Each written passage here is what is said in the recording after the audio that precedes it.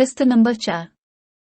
भुट्टो के आखिरी अयाम। पाकिस्तान के साबिक वजीर आजम की जेल में सिक्योरिटी पर मामूर कर्नल रफ़ी अल-दीन की तहलका खेज याददाश्तें। किस्त number 4। Sub martial law administrator brigadier M Mumtaz Malik ने 14 मई 1978 को मुझे तलब किया और भुट्टो साहिब की आमद पर किए जाने वाले इंतजामात पर रोशनी डाली। उन्होंने कहा कि भुट्टो साहिब की आमद बेवक्त होगी। कोट लखपत जेल लाहौर से उन्हें हवाई जहाज हेलीकॉप्टर गाड़ी में लाया जाएगा। उन्हें PAF 20 Chaklala army aviation 20 Dhamial असहाला रेस्ट हाउस में से किसी एक जगह उतारा जा सकता है। हमने मुख्तलिफ अहवाल और मकालात के लिए मुख्तलिफ कोडवर्ड मुकर्रर किए और आमद के मौके पर ज़रूरी हिफाजती इक़दामात पर तबादला ख्याल किया। तय पाया कि आमद के मकाम से सेंट्रल जेल रावलपिंडी तक महफूज सफ़र की जिम्मेदारी SSP रावलपिंडी की होगी, मगर इसके बावजूद मुझ पर हिफाजत की इजाफी जिम्मेदारियां नूनगुना आयद की गई। चुनांचे मैंने इस सिलसिला में ज़रूरी इक़दामात के लिए अपने एडजुटेंट कैप्टन वकार अहमद राजा को एतमाद में लिया और अपनी पलटन के पहले आदमी को इस तमाम हिफाजती हिसार के पस मंज़र से आगाह किया। 16 मई 1978 की रात को तकरीबन 11 बजे टेलीफोन की घंटी बजने से मैं बेदार हुआ। ब्रिगेडियर मुमताज़ मलिक ने फ़ोन पर मुझे हिदायत दी कि मैं अगली सुबह 5 बजे साउथ एंड से सोफ़ा सीट वसूल कर लूँ।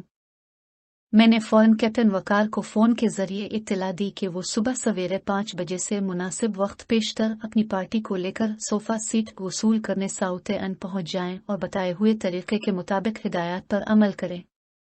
उन्होंने आगे अपने मातहतों को ऐसी ही हिदायत दी हो नूनूनागी और जैसा कि फ़ौज का दस्तूर है, वक्त से पहले मुजव्वज़ा इक़दामात के लिए तैयारियां ज़ोर शोर से शुरू हो गई होंगी। मगर तैयार होने वालों को इस बात का कतन कोई इल्म नहीं था कि ये सब तैयारी किस मकसद के लिए हो रही है। सुबह धमियाल एयर 20 जाते वक्त मैंने रास्ते में पुलिस के हिफाजती इंतजामात को भी चुपके जांच लिया। 5 बजने से 15-20 मिनट पहले मैं धमियाल एयरबेस पर पहुंचा और देखा कि वहां कैप्टन वकार की पार्टी पूरी तरह चौकस और मुस्तैद है। सिग्नल के साजो सामान से मुवासलात के निज़ाम समेत तमाम ज़रूरी हिफाजती इंतजामात कर लिए गए थे। मैंने दूर एक तरफ देखा कि डायरेक्टर जनरल आर्मी इंटेलिजेंस भी सुबह की सैर के लिबास में घूम रहे हैं। आर्मी हेलीकॉप्टर 5:05 पर उतरा और दरवाज़ा खुलने पर भुट्टो साहिब एक पुलिस अफसर की मैयत में हेलीकॉप्टर से बाहर आए। उन्होंने नीले रंग का सूट ज़ेब तन कर रखा था और कदरे कमज़ोरी के बावजूद बहुत स्मार्ट नजर आ रहे थे। कैदियों की एक बड़ी गाड़ी हेलीकॉप्टर के करीब आई और भुट्टो साहिब को इसमें सवार होने को कहा गया। ये देखकर वो बहुत गज़बनाक हुए। सुपरिंटेंडेंट पुलिस पर वो यूं गिरजे जैसे वो अभी तक मुल्क के सरबराह।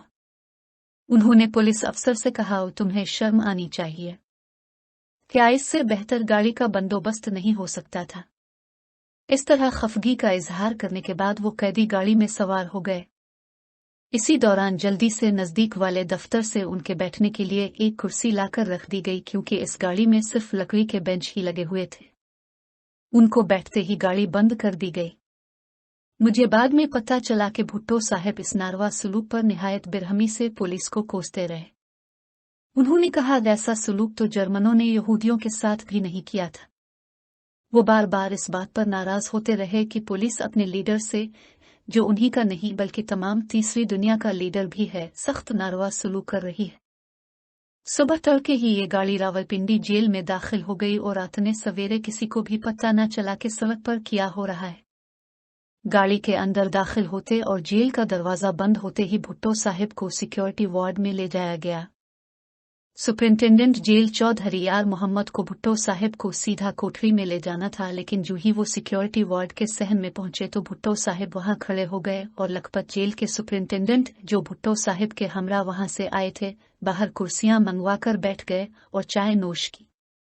भुट्टो साहिब जेल में कैदियों की गाड़ी से जो ही बाहर आए तो उन्होंने सिक्योरिटी वार्ड के इर्द गिर्द खारदार तारों के ढेर और निगरानी मीनार और फिर सहन में बैठते हुए फौजी टेलीफोन और बाकी दिफाई इंतजामात का गौर से मुशाहिदा किया।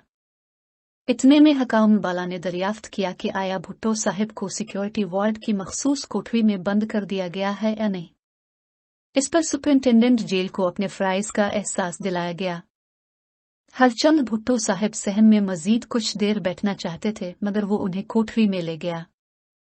इसी दिन यानी 17 मई 1978 सुबह 10 बजे भुट्टो साहिब ने सुपरिंटेंडेंट जेल को अपनी कोठरी में बुलवाया और उनसे दालान कॉरिडोर में रखे हुए फौजी टेलीफोन अलार्म सिस्टम की घंटियों जेल वार्ड जो उनकी कोठरी पर दालान में बतौर संतरी खड़ा था, गुस्ल खाने के दरवाजे पर आम के दुर के कपड़े के पर्दे और बिजली के स्विच अपनी कोठरी के बजाय बाहर दालान में होने पर सख्त एतराज किया और मुतालबा किया कि इन एतराजात पर फौरन अमल होना चाहिए।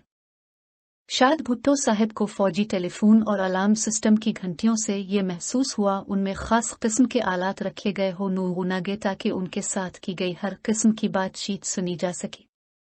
वो ये भी नहीं चाहते थे कि उन पर कोई संतरी पहरा दे।